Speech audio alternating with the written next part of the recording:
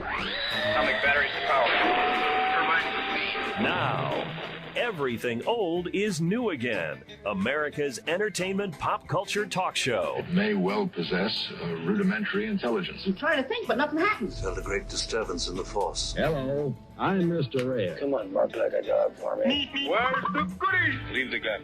Take the cannoli. I bet you wouldn't have done anything like this if Mom and Dad were here. You filthy criminal. Excuse me while I whip this out. Go ahead.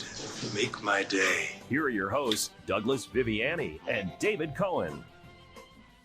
Hey, this is John Delancey, and I am listening to Everything Old is New Again with Douglas Viviani. Q himself from Star Trek has been on Everything Old is New Again. It's very, very exciting this week that I'm able to introduce, first of all, the voice of reason, David Cohen. How are you? I'm well. Looking forward to another show on one of our favorite topics. It is, and we're fleshing it out like no other show does before or since. We are doing it like in a fan-friendly way, if you will, with the aficionado of all things odd, the ufologist extraordinaire, the extraterrestrial enthusiast himself, Dr. John Viviani. Doctor? Hello. I didn't know I was a aficionado of everything odd, but well, I guess I am. You are, John. Birds of a feather flock together. Yes, what are you going to do? There we go. So, David Cohen, I want to ask you a question before we get started. Well, I want to answer, so let's do this. These whistleblowers, these recent whistleblowers that we have seen presenting themselves to Congress, yes, credible, yes, talking about the UFOs. If you were such an individual, if you were a pilot and you saw, a UFO, but you were working for the government, and you had, you were in charge of this multi-million-dollar aircraft that you've been trained to ensure that our skies are safe and so forth. Would you feel comfortable returning back to base and saying, I saw a UFO? I don't know. Depends on, have we all done that before? I wouldn't want to be the first guy to do it in our group or whatever. You know what I mean? And I think that's what we've seen is the Tic Tac video that we've seen and talked about before came out. And once that's come out, what we're hearing, and that's where the recent whistleblowers have come from, it's given them the confidence to speak forward about this. And from what I understand, and I think I saw them, the two pilots came out and also testified. If they didn't testify at that particular congressional event, okay. So the two pilots also came out too. So, let's talk about whistleblowers for a moment. Mark Rubio, quick quote here, Senator. What's he have to say about it? We'll say there are people that have come forward to share information with our committee. And so we're trying to gather as much of that information as we can. And the reason why I'm being cautious, I'm not trying to be evasive, but I am trying to be protective of these people. Some of these people still work in the government. And frankly, a lot of them are very fearful of their jobs, fearful of their clearances, fearful of their career. And some, frankly, are fearful of harm coming to them. Well, I don't find them either not credible or credible because we have no basis. Understand some of these claims are things that are beyond sort of the realm of what any of us has ever dealt with. I will say I find most of these people at some point, or maybe even currently, have held very high clearances and high positions within our government. So you do ask yourself, what incentive would so many people with that kind of qualification, these are serious people, have to come forward and make something up? Dr. Viviani, that's the question I have for you. Mark Rubio asked it of you. What do you think? That's what I've been saying. They're either making up and they're crazy, or they're telling the truth. Why would they put their careers on the line? Along that vein, what you were saying before, the Navy has come up with certain procedures now for the pilots to follow in reporting these events. They're encouraged now to report their events, whereas years ago they would be grounded. They'd be shut off and say, you didn't see that. So things are changing. Looks like things are changing, that they're encouraging these pilots to report. You got this guy, John Kirby, who's the National Security Council coordinator, they all have these names that, I mean, where do they come from? But okay, these titles. But that's the gentleman you're talking about. He's saying that the phenomenon we know have already had an impact on our training, right? So when the pilots go out and they see things, they're not sure what they are encouraged to report all of this stuff. So that now, and of course now we have cameras and we have, everything's automated. So, Doctor, you got a lot of papers there. Oh, fumbling through a lot of papers. I got a lot of research. A lot of research that he did on this. So the question is, though, is that a good thing now? Are we going to have a plethora of reports from the government or reports from, the Air Force about UFOs? Is that going to be a good thing, a bad thing? Are we going to now go? I mean, what road does this take us down? We're now asking, in essence, the Air Force to report UFOs. Yes, you're going to get more and more. But then on the other hand, the more that you see without answers, the public starts to say, yeah, another story, big deal. You can get saturated with it and think like, oh yeah, they're just making it all up. I mean, or are they just getting used to the idea that we are being visited? I think so. Now, we started 9 years ago, David Cohen. We talked about UFOs in cinema and in television, and talking about how maybe they were trying to desensitize. I think Spielberg had a quote back in the day saying that we're trying to desensitize the general public to the idea that there could be visitors from another planet. Do you think this is orchestrated or natural, David Cohen, of that kind of a thing where we're dumbing down the public? It's natural. Yeah. Well, it's such an interesting topic to make movies about. And so you don't think it was made intentionally? Intentional, no. Okay. So do you feel any of this that's coming out now is in any way, the hearings and the whistleblowers and all that, is that natural, or is that something as some kind of a plan to make the general public kind of get used to the idea that there'll be a revelation at some point in the future? No, I don't think it's a plan to get us used to the idea. You can come out and hear all these people all you want, but if there ever is evidence of this happening, I don't think anyone could ever be prepared enough for that. So there is evidence. I think it's just happening naturally. So there is evidence of it happening, the Tic Tac videos and others, but I get what you're saying. There's no one standing next to whoever, the president or something, saying, okay, we're here, there are aliens. Yeah, this is the one thing. next This to is us. happening, right? Yeah. So do we ever think, Doctor, that at any time there'll be any kind of revelation like that to the world where all of a sudden every camera is focused on some certain area where aliens are interacting with humans and, shaking hands like they did in Star Trek First Contact? Star Trek First. I don't, you know what? I think there'll be some revelations, but I don't think it's going to be a huge public revelation. Like, everything televised. It'll be like, oh yeah, we have information. We're verifying. We've had contact. And I think it would be too much of an explosion if all of a sudden, like, they had the press conference and like the aliens interviewed with this in front of their spaceship. That would freak too many people out, I think. But, just hearing about it, like, yeah, well, we have evidence. It's true that they're around. It would be like more incremental. Can you imagine the explosion of the world if it was like everyone saw it for themselves right there? What would happen?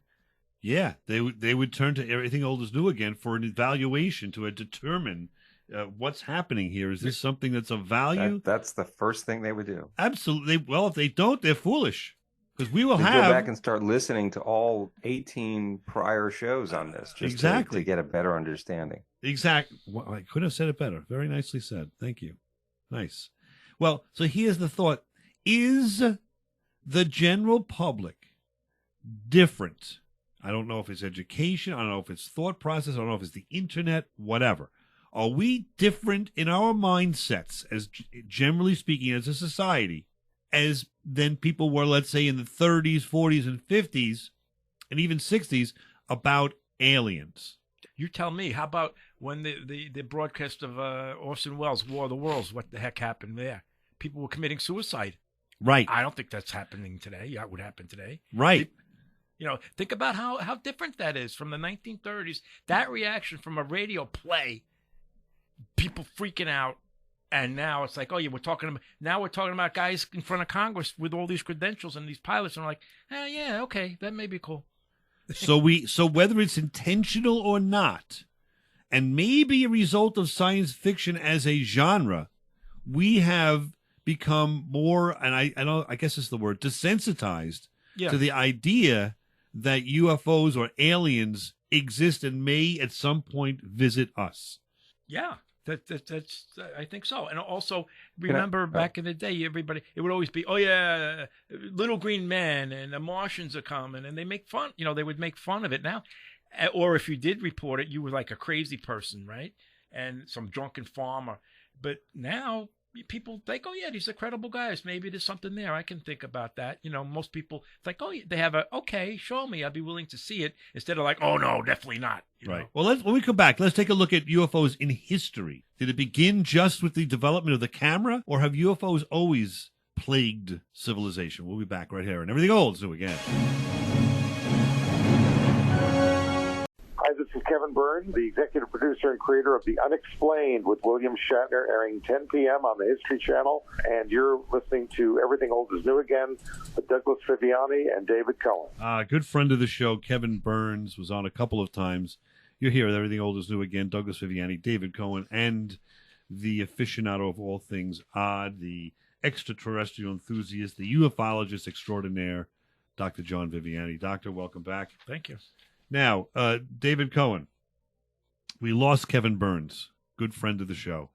He was someone that was open-minded to all of these unexplained phenomena, not only UFOs, but other things. And he got William Shatner involved in that show, which still exists to this day. Also, Skinwalker Ranch, my brother John, you're a fan of that? Yes.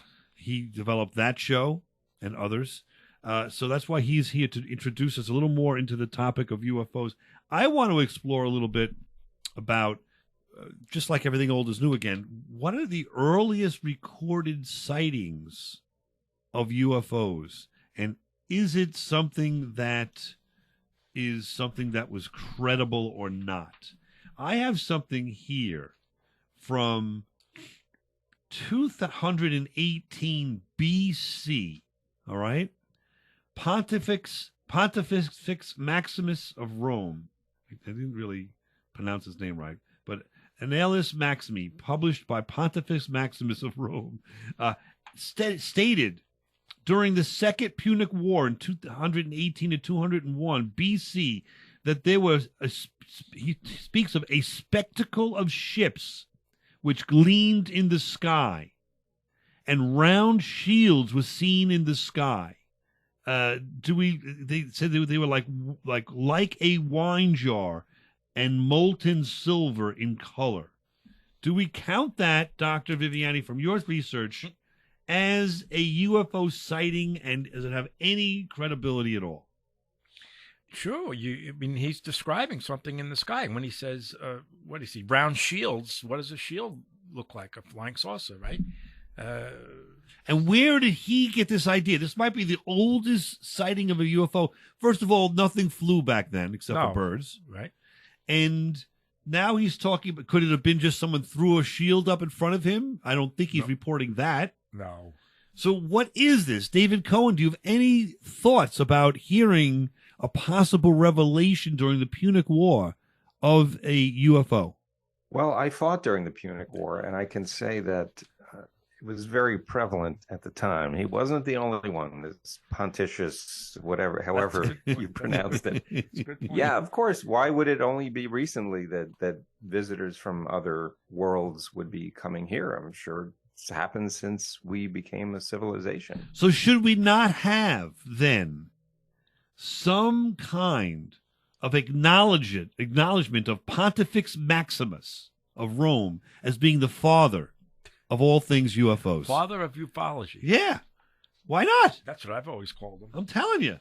How about in Judea in 65 AD? Doctor, do you have any information about that one? No, I don't. You don't know about Josephus? Oh, Josephus. Josephus, who was a very famous historian, by the way, yes, right? He was. He's the one that states all kind of, confirms all kind of things from the Bible and all that going on, right? Yeah. So according to Josephus. I can't pronounce it. Are you sure it's not Josephus? No, it's Josephus. David, how would you pronounce it? How is it spelled? Josephus. Chariots was Josephus. Yes. Chariots was seen over the air all over the country. Many people witnessed the armed battalions hurtling through the clouds over the cities below them.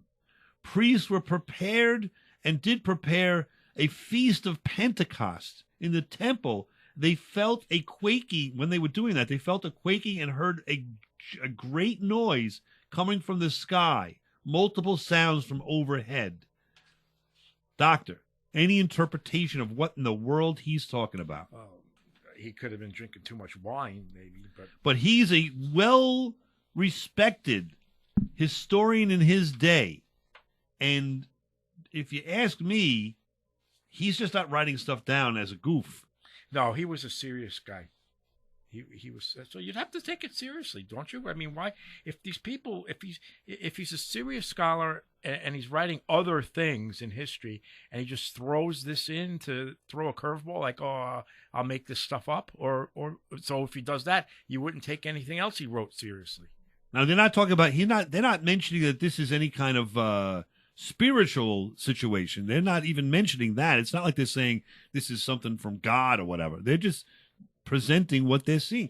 Here, 150 A.D. in Italy, the brother of Pope Pius I states that he describes a, quote, a beast like a piece of pottery, end quote, appeared in the sky.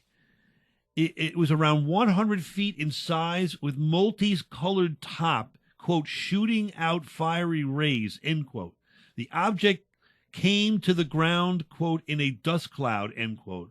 And even more bizarre, a maiden clad in white emerged from the craft. A maiden? Yes. Oh, well. What are we saying about that? The best part for last. What's that? That's That's right. Now you got my attention. I mean, that's unbelievable that this is stated, written down. The brother of the Pope, was he like the brother of Jimmy Carter and not reliable? Selling Billy beer? Yes. I mean, just because every family has something like that. I mean, let's be clear. Just because he's the brother of the Pope doesn't necessarily mean that he has credibility. Yeah, like because you're the brother of me. Yeah, no, exactly. Vice versa. So you know what I mean. So, but that's I guess back then it had some significance too. I mean, Doctor, any comments about that? No. Yes, no, it is. It's fascinating when you see this stuff goes on for thousands of years. Think about it. Like, especially when there was nothing in the skies then. What are they looking at? The sun or sunspots or, I don't understand. I always say, why would people, what do they have to gain by making stuff up? Do they want to scare their enemies that they have a weapon in the sky? They're not saying that. I don't know. I agree 100%. This is what I'm trying to say to you. They also, there's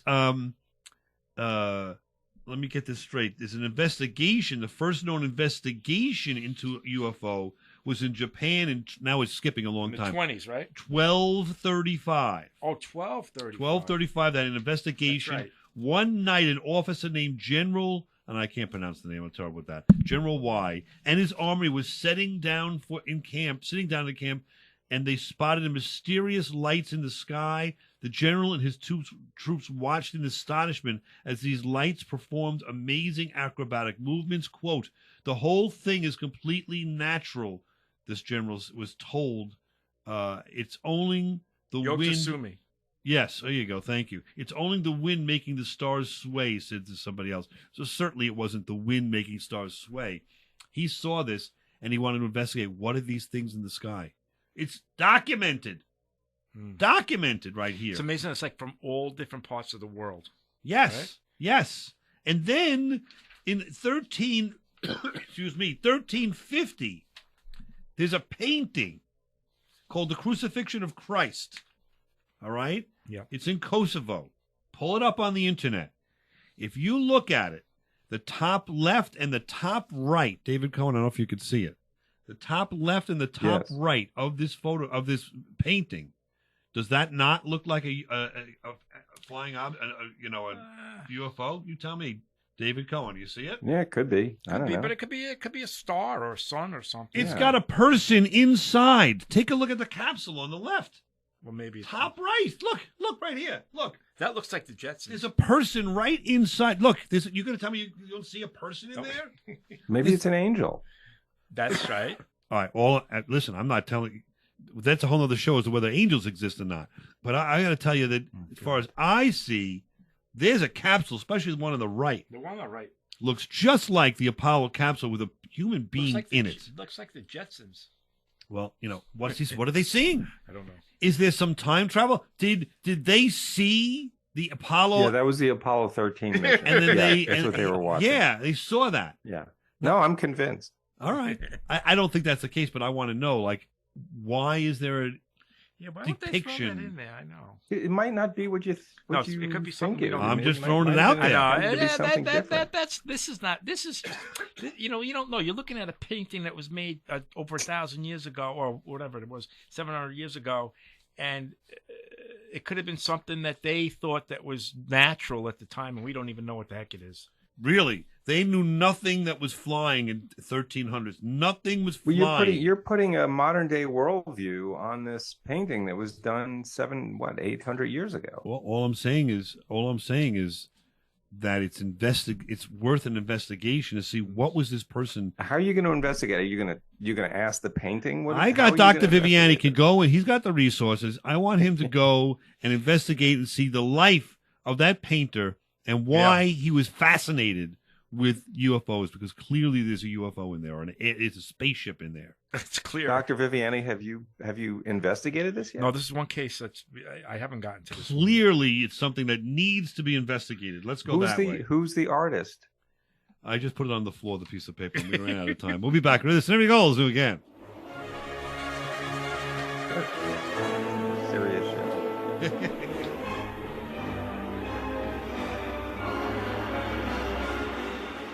David Cohen, I got a call the other day from my cousin, Eugene Castelluccio. Believe it or not, he's a cousin, Viviani Castelluccio. There's a combo there. Long story short, personalcheftogo.com. Any idea what that is? I actually do know what it is, Doug. What? Really? You've heard of it. Let's hear it. What do you think? I subscribe, baby. Yeah, they're listen to this. They're professional chefs that create fully prepared, fresh, restaurant-quality meals at a fraction of the cost of eating out. And their meals are much healthier for you. Less fat, sugar, salt. And they ship chef-prepared, fresh, never frozen meals nationwide. Express, safely to your doorstep, and shipping always free. Unbelievable. I've got a coupon code as well. Chef20.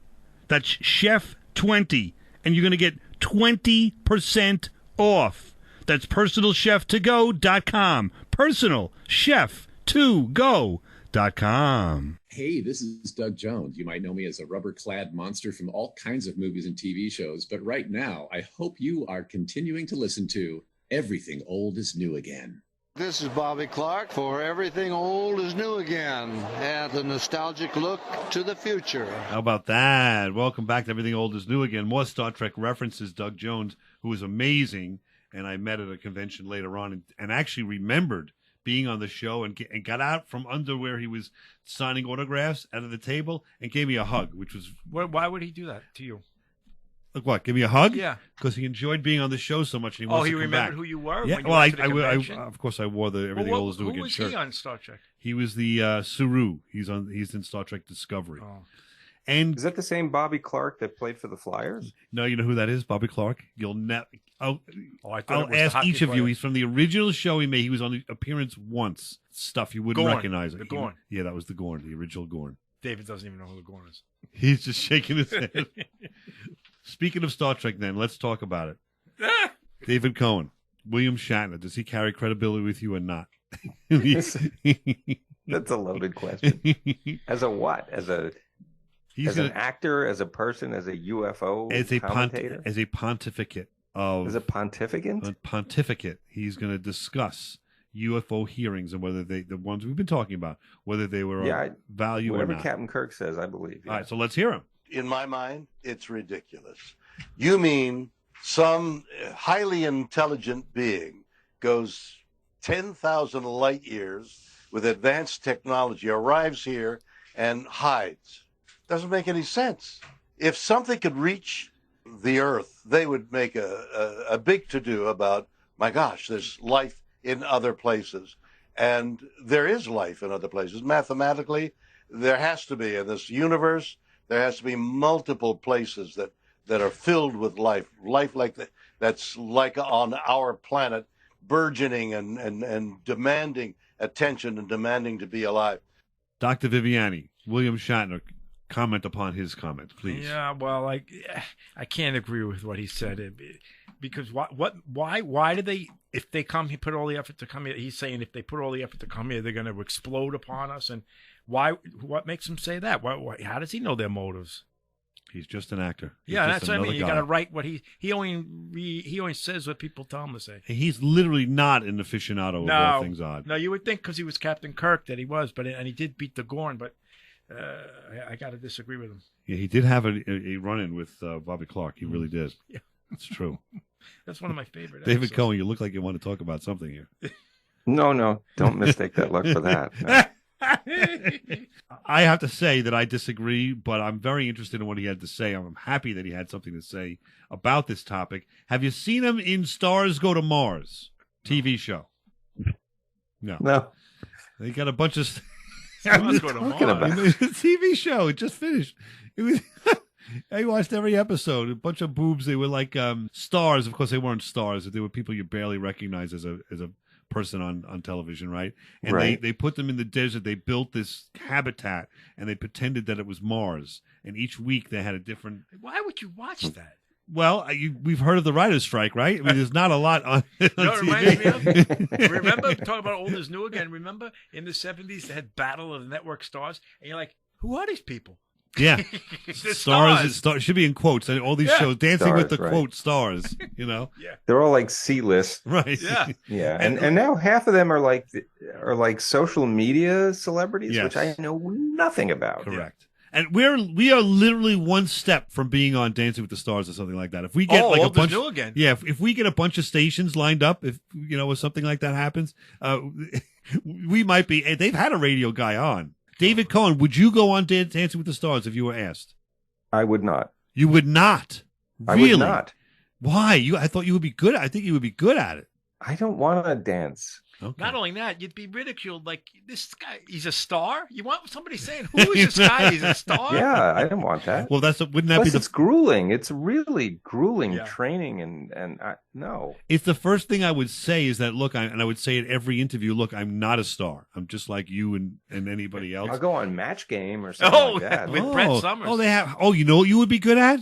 I just saw advertising. We're going to see a lot of game shows now. I think it's Name That Tune. Celebrity Name That Tune. David Cohen would be on. David Cohen could be a celebrity Name That Tune. Yes, you want to do that? I could submit you for that. David Submit Cohen. me. Who was the Submitted for your who was the approval. singer? Who was the singer on Name That Tune that sung the notes? Well, you're not talking about the original. You're talking about The the one from you're talking about the one from the 80s, right? Yeah, well, isn't that the original? Yeah, no. The one that Bert Convy hosted? Didn't he host? I don't know who hosted. No, it was the one after that, the more modern one. It was a young lady. Oh, no, I don't remember. She went on to do a morning show. Kathy Lee Gifford. Yeah, that's how she became famous. Yeah, that was her first gig. I about can name that? that tune in 3 notes, and she go. Yeah, she was actually good at that. She should have stayed at that. Now, the talk about Hollywood. You ever hear this guy Michio Kaku? I can't pronounce the names of anybody. Let's hear It the. doesn't sound anything like the way you just pronounced it. It's all right. David Cohen. Michio. How would you pronounce that? I don't know. The IO mixes me up. I don't know what to do with that. Oh, Michio. And what's his last name? Is it Kaku? Kaku. Okay. Is that how would you pronounce it? I don't know, but I would Alright, so probably look. look it up before I did the show. How would you look it up? You could probably go on and find the person and just do some videos where he was interviewed and Like and this hear one. How Like, his name was here we pronounced. go. Now, this is right out of a Hollywood script. In the past, we've had farmers and suburbanites say they saw something out there. The burden of proof was on them to prove that they were extraterrestrial visitations. Now the burden of proof has shifted. Now the Pentagon has to prove that these aren't extraterrestrial. And now we have this senior Pentagon official, former Pentagon official David Garouche, who says that there are evidence of not just the wreckage of UFOs, but an intact vessel, perhaps even the bodies. Now, so far, we have not seen the smoking gun. We have not seen evidence of DNA, for example, from these alien bodies. We haven't seen alien transistors and alien circuits. That would clinch it right there. But the very fact that we're talking about this at all is amazing. Yeah, I think we're just beginning to understand how gorgeous this universe is. The fact that we've now seen so many planets orbiting other star systems, they could be homeworlds to other intelligent beings. And we now have a census of the Milky Way galaxy. Every star, on average, has a planet going around it. In other words, think about it, 100 billion planets, minimum, in your backyard in the Milky Way galaxy. Highly respected Dr. Keku. Yes, I know him. He's on TV a lot. He's got white hair, and he's an astrophysicist. Yes, he is. Yeah. He's got a lot of credentials. Doctor, what do you have to say? He's from Harvard. Yes, what do you have to say about his presentation? Yeah, when you think about the just sheer number, people don't realize the vastness of even just, he's talking about our Milky Way, billions of planets in our Milky Way. That's one galaxy. Think about all the other galaxies there are. Just the numbers are astronomical. Yes. It's got to be. Now, we started a little earlier. We're talking about Kevin Burns and Skinwalker Ranch. Dr. Viviani, I know you're a big fan of that show. There's extremely bizarre events happening now Skinwalker Ranch is near Utah. It's in Utah. Utah. Okay. So let's hear a little piece of it. Let me hear you explain this to me. But the most extraordinary thing we've witnessed so far are numerous UAPs. Look. What is that? Hey, wait. There's something here. As if things aren't weird enough. First, the GPS thought we went into the mesa. Now, we pinpointed an exact location above the triangle where we've measured strange energy readings in the past, and it looks like the GPS units bounced off something we couldn't see. So we now have a region in altitude that tells us there's some kind of phenomena taking place right here that's messing with the GPS. That's important right there. All right, let me start with this. That fella sounds very much like Jethro from the Beverly Hillbillies with that southern accent. Does is that someone that we find credible? Who is that? What's that all about? He's another. His name is Travis. I forgot his last name. Okay. He's an astrophysicist who worked for NASA, and upon, believe it or not, some government officials took notice of his work on the Skinwalker Ranch show.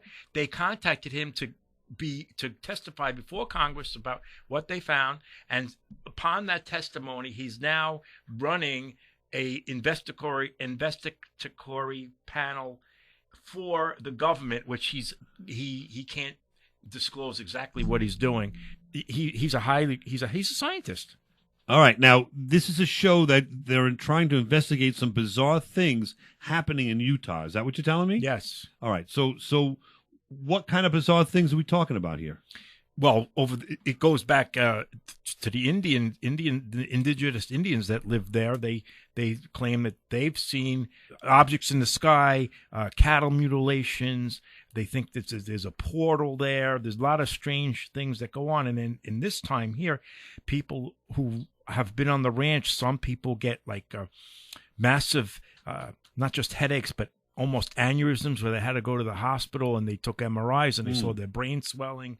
All right, we'll be back with this and everything else. We're going to continue to find out what's going on at that place and to talk about a gentleman who's from Harvard, professor, and he's convinced that he has found UFO particles under water.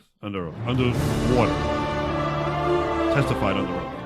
Hi, this is Karen Allen. You're listening to Everything Old is New Again with Douglas Viviani and David Cohen. Hi, this is Manny Cotto, a creator, executive producer, and showrunner of the new Fox show Next, premiering October 6th. And this is Everything Old is New Again, Douglas Viviani and David Cohen. Hi, Hi, I'm John Billingsley, Dr. Phlox from Starship Enterprise. You are listening to Everything Old is New Again with Douglas Viviani and David Cohen, masters of the art of radio. I can't wait to be on your show again, and I am not saying that only because you plugged my charity repeatedly. This is Robert Picardo, the emergency medical hologram from the Federation Starship Voyager, and you are listening to Everything Old is New Again, because you are smart. How about that? David Cohen, are you in any way, shape, or form happy that this is the last section of the UFOs for these, let's say, these 6 months that we're going to talk about? No, listen, I can keep talking about this for hours, so yeah. You know what I want to know is if these actors at these Star Trek conventions talk about Everything Old is New Again and their experiences on the show. I do want to They know all that. seem to love you. They do. They do seem to love it. David Cohen, they're good actors, or do they really love it? They're good actors. Actually, here's the thing. I'm sure they enjoy. Anyone would enjoy talking to you, Doug. I don't think it's. I don't think it's put on at all. That's nice to hear.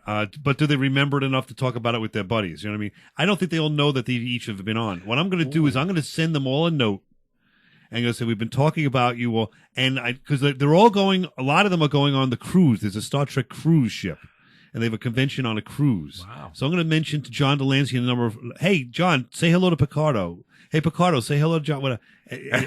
From Everything Old is New Again, and see if we can get the ball rolling on them talking. Why aren't you going on that cruise? Yeah, why don't you go on the cruise? I have a wife and 2 kids that want nothing to do with it. Otherwise, I'd be there tomorrow. Why don't you just go by yourself? Why do you need to go with them? Well, if I could get, that's a great point. If I could get them to have you and I host the show on the ship, I'd be able to go. Really? Yeah. What if you just said that we're doing it together? Well, this is what they don't listen to the show. You'd have to have because of Star Trek, you'd have to have the UFO Extraordinaire.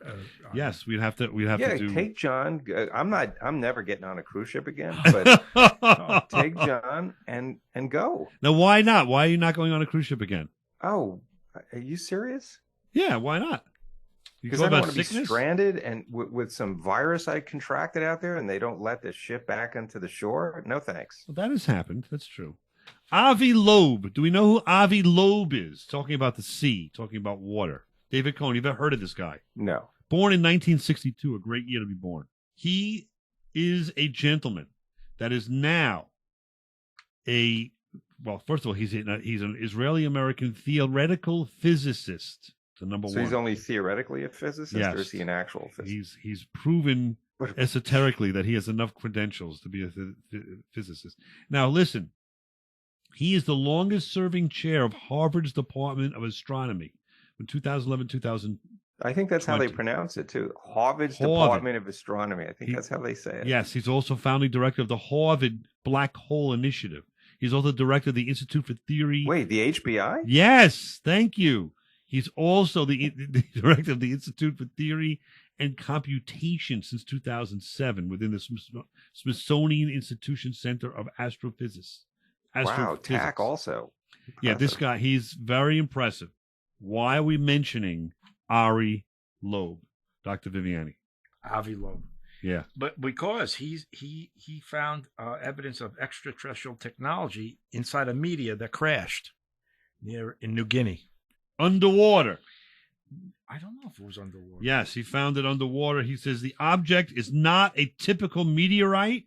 He emphasized he was exploring the possibility of propulsion, and his point of view, he is straight out saying he has proof of alien life. And I want to know why we're not. He's been on some morning shows, and he's been on Fox and Friends and a video appearance.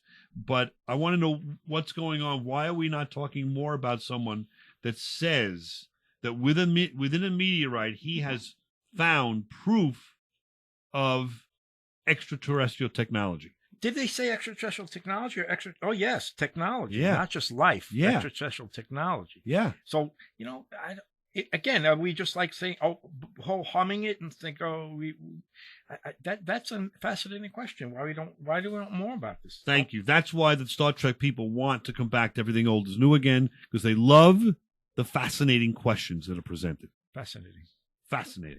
Well, I think it's something to look into. I think, I don't know, while someone that has all those credentials, Harvard and so forth, would make something like that up, but why? Is there something still happening where there's a cover-up of any of the really important information about UFOs, or are we beyond that? I have it may be. I mean, if this is, at first I thought it was proof of extraterrestrial life, and you're like, okay, that's bacteria. But when you say proof of extraterrestrial technology, yes, that is amazing. And this guy is from Harvard, and he's saying this, and nobody even knows about it. Let's listen to him for 32 seconds to see if he sounds loony or logical or what. Let's hear him.